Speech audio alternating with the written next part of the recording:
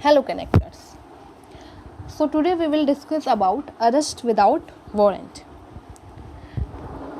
There are two kind of arrest are permitted under Indian Penal Code.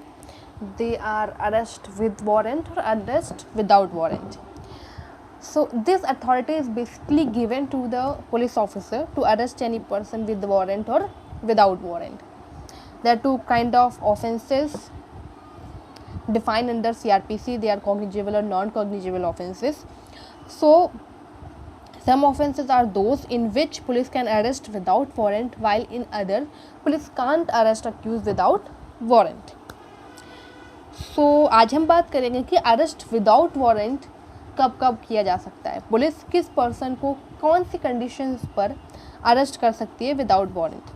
So the provisions related arrest without warrant are contained in sections 41, 41A, 41B, C and D CRPC. 41A, B, C and D 2008 के amendment के बाद CRPC में 2008 amendment के बाद insert किया गया था. तो स्टार्ट करते हैं. So there are three types of words basically: arrest, detention and imprisonment. इन तीनों ही वर्ड्स का अपना अलग मतलब है. In legal language, they have their own rhyme. Imprisonment की बात करें तो person deprived of personal liberty as a result of conviction of an offence, detained not only restraining body of person but curtailing his liberty plus confining the body of the person under a structure with authority of law or without authority of court. Means अगर जब कोई person convicted हो जाता है after trial, court procedure, court trial के बाद दो ही काम होते हैं. या तो पर्सन जो अक्यूज्ड है जो सस्पेक्टेड पर्सन है, या तो उसको पनिशमेंट मिलती है, इम्प्रिजनमेंट मिलता है, कन्विक्शन होता है उसका, या फिर उसका एक्विटल हो जाता है. ठीक है. सो इम्प्रिजनमेंट तब मिलती है जब किसी भी ऑफेंस के कंप्लीट ट्रायल के बाद प्रिजाइडिंग ऑफिसर और मजिस्ट्रेट उसे कन्विक्ट कर देता है. देन जो इम्प्रिजनमेंट, जो पनिशमेंट इम्पोज की जाती है अक्यूज्ड पर, दैट इज़ कॉल्ड इम्प्रिजनमेंट. और इम्प्रिजनमेंट में सिर्फ बॉडी को रिस्ट्रेन ही नहीं किया जाता है, जबकि रिस्ट्रेन नहीं किया जाता जबकि उसकी कंप्लीट जो लिबर्टी होती है, जो उसकी कंप्लीट लिबर्टी होती है वो कर्टेल कर दी जाती है. रिस्ट्रेन और confinement both are two different words described under Indian Penal Code under section 339 and 340. So you can study them from there, or we will discuss about confinement and restraint some other day. So अभी imprisonment की बात करते हैं. तो conviction जो है, उस conviction after trial होता है, after complete court procedure sentence award करता है मजिस्ट्रेट और प्रिजाइडिंग ऑफिसर.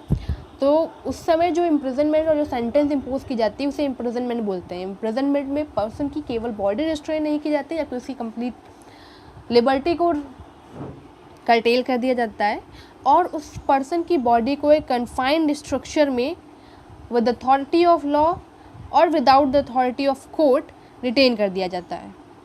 अब बात करते हैं हम डिटेंशन की. डिटेंशन क्या होता है? अभी हमने इम्प्रिजनमेंट जाना, that was imprisonment. Now we talk about detention. Liberty on person's personal liberty, limitation on person's personal liberty by the exercise of control police और जुडिशियल. किसी भी पर्सन की पर्सनल लिबर्टी पर पुलिस या कोर्ट के द्वारा जो लिमिटेशन इम्पोज की जाती है उसको डिटेंशन बोलते हैं. ये डिटेंशन थ्री टाइप्स की बेसिकली है, पर वेल नोन तो दो टाइप की ही है. एक पुलिस कस्टडी और दूसरी judicial custody. Police custody lawful detention in police station, और judicial custody lawful detention in judicial bars, behind judicial bar. But एक थ्री टाइप्स की डिटेंशन भी है जिसे person detained only for specific purpose कहते हैं. आर्टिकल 22 ऑफ इंडियन कॉन्स्टिट्यूशन बात करता है प्रिवेंशन फ्रॉम डिटेंशन की.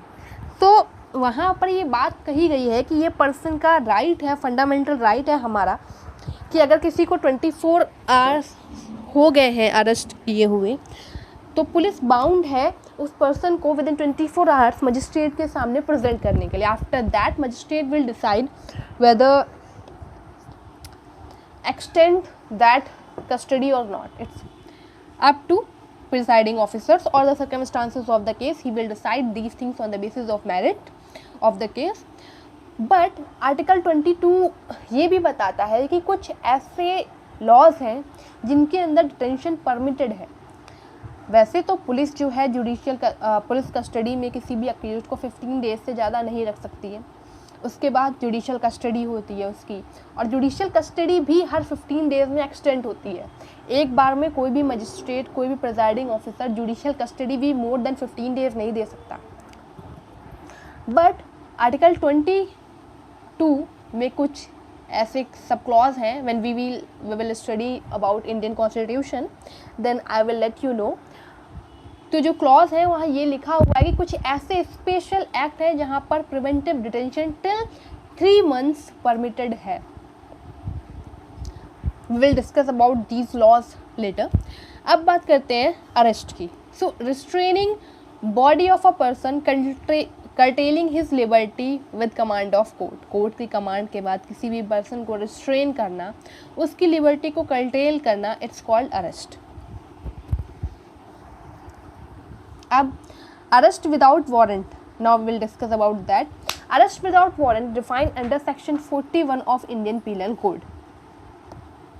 Section 41 of Indian penal Code बात करता है when police may arrest accused or any person without warrant.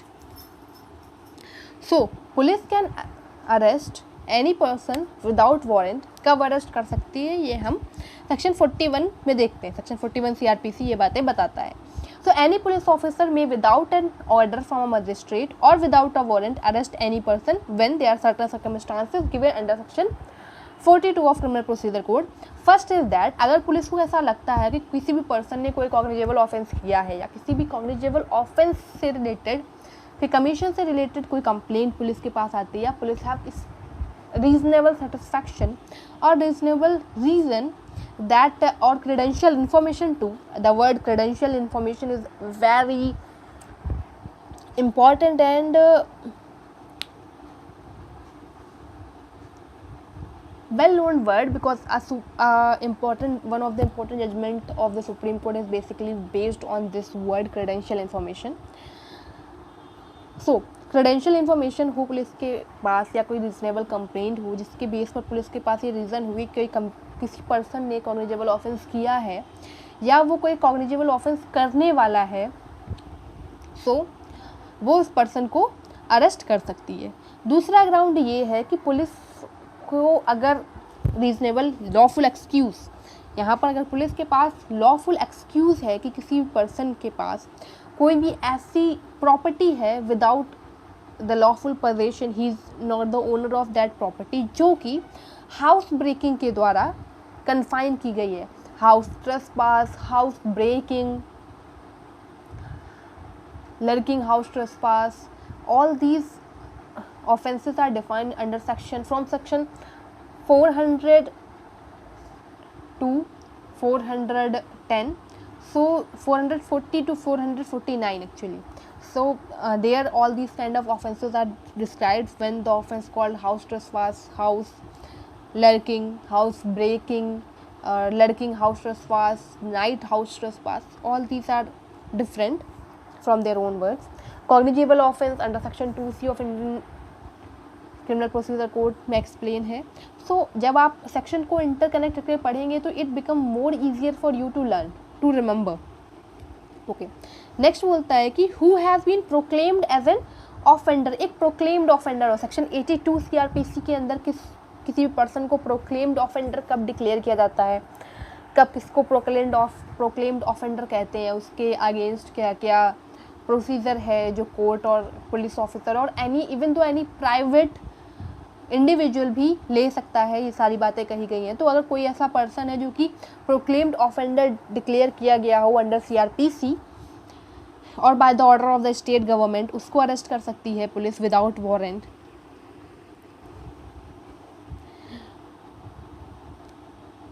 And in whose possession anything is found which may be reasonable to suspect to be कोई stolen property है जो कि किसी और person के अंडर फाइंड की गई है, फाउंड की गई है, जो कि स्टोलन प्रॉपर्टी है, तो उसे भी पुलिस अरेस्ट कर सकती है विदाउट वारंट। और who obstruct a police officer while in the execution of his duty, police officer अपनी ड्यूटी कर रहा है और उसकी ड्यूटी के एग्जीक्यूशन के टाइम पर अगर कोई इसको ऑब्स्ट्रक्ट करता है, एस्केप करता है, अटेम्प्ट करता है एस्केप की, लॉफुल कस्टडी से भागने की, तो पुलिस उसे विदाउट वारंट अरेस्ट कर सकती है। And who is reasonably suspected of being a deserter from any of the armed force of the union, कोई भी डिजर्टर पर्सन जो आर्मी का बंदा था और उसने आर्मी को डिजर्ट कर दिया है, देन जो डिजर्टेड है आर्मी का है। वैसे तो आर्म्ड फोर्सेस से किसी भी पर्सन को अरेस्ट करने की अथॉरिटी नहीं होती है पुलिस ऑफिसर्स की, जितने भी आर्म्ड पर्सन होते हैं वो मार्शल लॉ के द्वारा ही, मार्शल लॉ से ही डील किए जाते हैं और उनके जो ऑफेंसेस हैं वो भी अंडर मार्शल लॉ ही डील होते हैं। बट अगर कोई डिजर्टर पर्सन है from the armed forces of the union तो उसे police as a reasonable suspect arrest कर सकती है। Then who has been concerned or in against whom a reasonable I already explain you that कि किसी के against अगर कोई रीजनेबल कंप्लेंट आई है कि उसने क्रेडेंशियल इन्फॉर्मेशन है पुलिस ऑफिसर के पास कि उसने कोई ऑफेंस किया है इंडिया में या फिर करने वाला है within the boundaries of India, so उसको पुलिस अरेस्ट कर सकती है। Who being a released convict commit a breach of any rule, मतलब अगर कोई रिलीज्ड कन्विक्ट है, मतलब किसी को बेल पे रिलीज़ किया गया है, बेल पर रिलीज होने पर कुछ कंडीशंस मजिस्ट्रेट और प्रिजाइडिंग ऑफिसर इम्पोज करते हैं, completely discretion of the presiding officer what condition he or she may wants to impose them, he or she can impose. so अगर उसने किसी conditions को breach किया है, any rule को breach किया है जो कि उसके ऊपर by the court impose किया गया है, तो भी पुलिस उसको without warrant तब अरेस्ट कर सकती है। for whose arrest any requisition whether written or oral has been received from another police officer, अगर कोई बंदा किसी और पुलिस ऑफिसर की पुलिस स्टेशन की बाउंड्रीज़ में उसने इसकी सर्कमस्टेंसेस पे उसने ऑफेंस कमिट किया है एंड वो वहाँ से भाग गया और किसी अदर पुलिस स्टेशन की एरिया में लाई करता है, फ्रॉम स्टेट टू स्टेट जैसे मूव कर जाते हैं, सो जो अदर पुलिस स्टेशन है कि से अगर उसे इन्फॉर्मेशन मिली है तो पुलिस ऑफिसर विदाउट वारंट उसे अरेस्ट कर सकता है। लाइक अभी विकास दुबे के केस में हुआ था, तो वो ऑफेंस जो कमिट हुआ वो ऑफेंस कानपुर में कमिट हुआ था, तो ये शिवराजपुर और कानपुर की जो बाउंड्रीज़ हैं, जो थाना है उसके जुरिस्डिक्शन में हुआ था, बट वो भागकर मध्य प्रदेश पहुंचा, तो यहाँ की पुलिस ने वहाँ पे कम्युनिकेट किया या स्टेट गवर्नमेंट ने उसको एक प्रोक्लेम्ड ऑफेंडर डिक्लेयर कर दिया था, तो स्टेट गवर्नमेंट ने उससे कम्युनिकेट किया, देन उन्होंने उसको without any warrant from without any order from the magistrate arrest किया। So these are the power granted to the police officer to arrest without any warrant. अच्छा, जो अरेस्ट होते हैं वो दो टाइप के होते हैं। एक तो अरेस्ट हो गया कि आपने ऑफेंस कमिट कर दिया उसके बाद आपको अरेस्ट किया गया है। एक होता है कि अरेस्ट आपने ऑफेंस कमिट नहीं किया, इवन तो आपने ऑफेंस को अटेम्प्ट भी नहीं किया, आपने सिर्फ उसकी प्रिपरेशन की है, तब भी पुलिस आपको विदाउट वारंट अरेस्ट कर सकती है। कुछ ऐसे ऑफेंसेस हैं इंडियन पीनल कोड में डिफाइन जिनकी प्रिपरेशन भी पनिशेबल, जैसे कि section 120B, section 120A, section 121A, so section 120V criminal conspiracy, section 121A waging war against state and robbery. So these are some heinous offenses जिनकी preparation भी even though punishable है, तो police आपको इनकी preparation पर भी arrest कर सकती है even without warrant if the police officer have reasonable ground or credential information to arrest you or have a lawful excuse that you are going to do these things, you are planning to do these things, so police can arrest you. अब 41 clause 2 कहता है कि any police officer in charge of a police station may like manner arrest or cause to be arrested any person belonging to one of the more category person specified section 109 and section 110. section 109 और section 110 special type of offenders को define करते हैं। यहाँ पे proclaimed offender भी आता है, जहाँ पर जो अथॉरिटी है वो इम्पोज करती है, जुडिशल मजिस्ट्रेट और एग्जीक्यूटिव मजिस्ट्रेट दोनों के पास ही डिफरेंट ऑफेंसेस में अथॉरिटी होती है उनके ऊपर कुछ कंडीशन इम्पोज करने की for the peace, for the prevention of peace of the society. तो उस केस में भी अगर कोई भी ड्यूटी जो है वो पुलिस ऑफिसर ने आप पर इम्पोज की है और आपने मजिस्ट्रेट ने आप पर इम्पोज किया, कोर्ट ने आप पर इम्पोज किया और आपने उसकी ब्रीच कर दिया, तब भी पुलिस आपको विदाउट एनी वारंट अरेस्ट, तब भी पुलिस ऑफिसर आपको विदाउट एनी वारंट अरेस्ट कर सकता है। देन बात करते हैं 41B। 41B बात करता है procedure of arrest and duties of police officer making arrest. अब बात करते हैं कि अरेस्ट, अभी मैंने आपको बताया कि ऐसे कौन कौन से ग्राउंड है जहाँ पर police officer without any warrant किसी भी पर्सन को अरेस्ट कर सकता है। पर अरेस्ट करेगा कैसे? पुलिस का एक प्रोसीजर होता है, क्रिमिनल प्रोसीजर कोड एक प्रोसीजरल लॉ है जहाँ पर सारी चीज़ें डिफाइन है कि पुलिस ऑफिसर क्या काम करेगा, कैसे काम करेगा, मजिस्ट्रेट क्या काम करेगा, कैसे काम करेगा, कोई other court, higher court, lower court, जितने भी कोर्ट्स हैं वो कैसे काम करेंगे, उनका जो फंक्शन है वो कैसे गवर्न होगा, ये सारी बातें क्रिमिनल प्रोसीजर कोड बताता है क्रिमिनल केसेस से रिलेटेड। अगर सिविल केसेस की बात करते हैं तो इन सारे प्रोसीजर से सिविल प्रोसीजर कोड डील करता है। और सिमिलरली अगर मैट्रिमोनियल केसेस की बात करते हैं तो मैट्रिमोनियल लॉज में भी उनके प्रोसीजर दिए गए हैं। बहुत सारे मैट्रिमोनियल लॉज हैं जहाँ पर उनके डिफाइंड प्रोसीजर हैं कि काम ऐसे ऐसे होगा। फिर DV एक्ट की बात करते हैं तो domestic violence prevention of women from domestic violence act, इस एक्ट में डिफाइन है कि प्रोसीजर कैसे होगा, कैसे कंप्लेंट फाइल की जाएगी, कितनी कंप्लेंट फाइल की जाएगी, प्रोसिक्यूशन ऑफिसर जो होगा वो कैसे काम करेगा, पब्लिक ऑफिसर कैसे काम करेगा, वेलफेयर कमेटी कैसे काम करेगी। तो सारी चीज़ें बेसिकली प्रोसीजरली एक्सप्लेन है सभी जगह। तो सेक्शन 41 क्लॉज B बताता है कि पुलिस ऑफिसर किसी भी पर्सन को अरेस्ट कैसे करेगा, अरेस्ट करते टाइम क्या क्या काम करते हैं, उसके क्या प्रोसीजर है अरेस्ट करने का। तो सेक्शन 41 क्लॉज B कहता है every police officer while making an arrest shall the word, देखो CRPC में कोई भी वर्ड अगर यूज़ किया गया है तो उसका एक स्पेसिफाइड मीनिंग है, बिना मीनिंग के किसी भी लॉ में कोई भी वर्ड यूज़ नहीं किया गया। इवन दो अगर कोई कॉमा भी यूज़ है ना तो उस कॉमा का भी एक मतलब है, तभी वो वहाँ यूज़ किया गया। तो यहाँ पर शैल जो कंडीशन इम्पोज की गई है that is very important, mandatory है, ये डिस्क्रिशनरी नहीं है, पुलिस ऑफिसर को ये करना ही है। और पुलिस ऑफिसर अगर ऐसा नहीं करता है तो ये ट्रायल के टाइम पर, जब आप ट्रायल करते हैं, जब ट्रायल होता है तो ये सारे क्वेश्चन रेज होते हैं, आयु से क्वेश्चन होते हैं या फिर जो भी उसके साथ उस समय ऑफिसर होता है उससे ये क्वेश्चन होते हैं कि आपने ऐसा काम क्यों नहीं किया, you are duty bound to do these things. So क्या करना है, तो bear an accurate visible and clear identification of his name, means जिसको अरेस्ट करने जा रहे हैं उसकी क्लियर इन्फॉर्मेशन होनी चाहिए, क्लियर आइडेंटिफिकेशन होनी चाहिए कि आप किस पर्सन को अरेस्ट करने जा रहे हैं, उस पर्सन ने क्या काम किया है। You need to be clearly clear about that person.